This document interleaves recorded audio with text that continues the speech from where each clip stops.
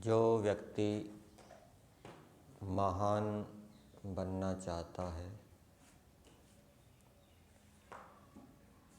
ऊंचे स्तर का योगाभ्यासी बनना चाहता है, तो उसको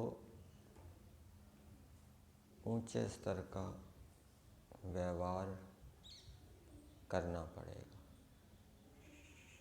महान पुरुषों के अंदर जो जो विशेषताएं होती हैं, वो जैसे जैसे कर्म करते हैं, वैसी विशेषताएं, वैसे कर्म उसको धारण करने पड़ेंगे। यदि उसका उठना बैठना, सोना जागना, खाना पीना, लेना देना, बोलना आदि सामान्य या लौकिक व्यक्तियों की तरह होंगे,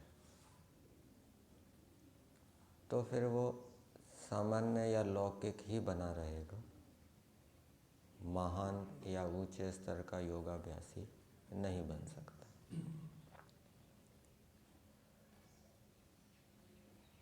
कब खाना है, कितना खाना है, कितनी बार खाना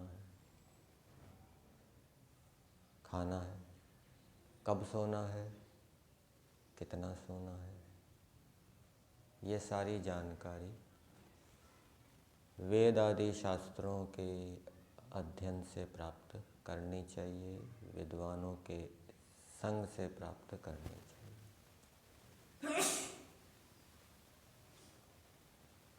कभी कभी कर्म के विषय में संशय उत्पन्न हो जाता है, स्वभाव के विषय में संशय उत्पन्न हो जाता है कि ये स्वभाव धारणीय है या नहीं है, ये कर्म कर्तव्य है या अकर्तव्य है।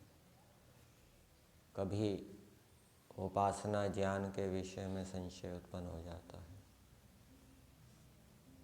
शास्त्रों को पढ़ने के बाद भी। तो ऐसी परिस्थिति में ऋषि दयानंद जी ने एक हमें रास्ता दिखाया।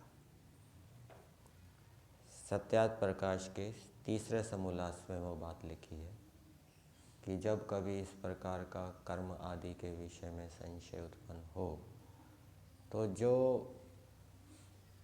समदर्शी हैं, सबको समान रूप से देखने वाले हैं, पक्षपात रहित हैं, योगी हैं अथवा अयोगी हैं, आर्द्रचित्त वाले हैं, धर्म की कामना करने वाले हैं, वे जैसा धर्म मार्ग में वर्ते, वैसा ही दूसरों को भी उस परिस्थिति में जिस विषय में संशय हो रहा है, वैसा वर्तना चाहिए।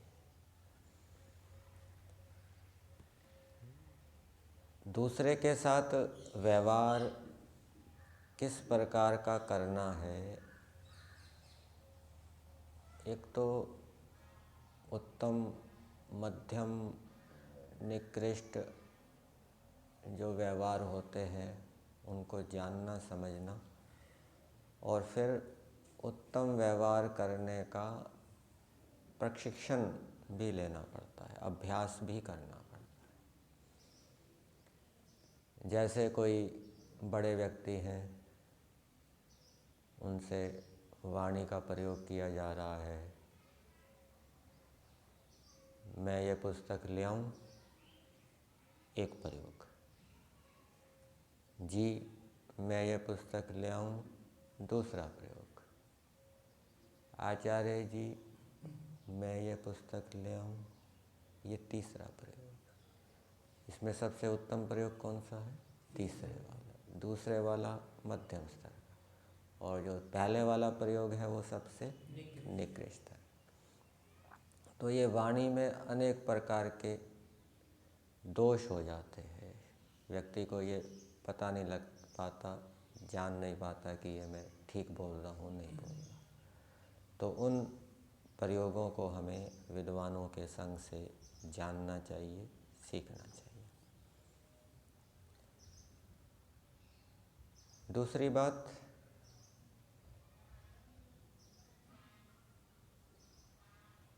जितना हमारा ईश्वर प्रणिधान का स्तर होगा, ईश्वर के प्रति जितनी रुचि होगी, आकर्षण होगा, प्रेम होगा, उतना ही हमें ईश्वर से सहायता मिलेगी, ये बताया जाता है। और इसके साथ साथ हम यम नियम का पालन किस स्तर पर कर रहे हैं। जितना ऊंचे स्तर का हम यम नियम का पालन करेंगे, उतना ही क्या हमारा ज्ञान विज्ञान बढ़ेगा। योग दर्शन के अंदर भी आता है, योग अंग अनुष्ठानात अशुद्धि क्षय ज्ञान दीप्ति आविवेक।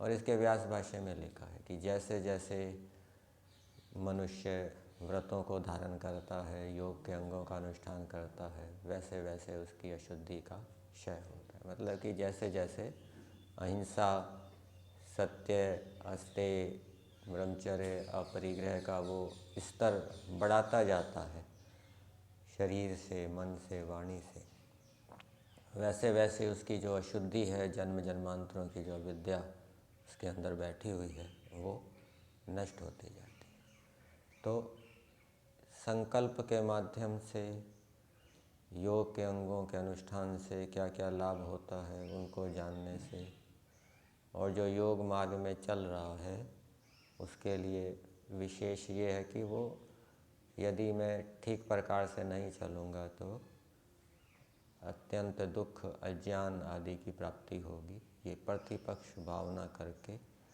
वो अपने स्तर को बनाए रखे और उसको बढ़ाता रहे। उन्नति प्रगति होती रहनी चाहिए। उद्यानम ते पुरुषा न विहाय। जो स्तर अहिंसा का कल था वही आज, ऐसा नहीं। आज कल की अपेक्षा और अच्छा स्तर होना चाहिए। कल जो सत्य बोलने का स्तर था आज उसकी अपेक्षा और अधिक होना चाहिए। तो इस प्रकार से यम नियमों के पालन का स्तर जैसे जैसे हम बढ़ाते जाएंगे, वैसे वैसे हमारा ज्ञान भी बढ़ता जाएगा। और जैसे जैसे हम ईश्वर के साथ घनिष्ठता बढ़ाते जाएंगे, उपासना, लगाव, रुचि, प्रेम बढ़ता जाएगा, वैसे वैसे ईश्वर की ओर से सहायता हमें प्राप्त होगी। ये भी विद्वान लोग बताते हैं। यहीं तक रखते हैं।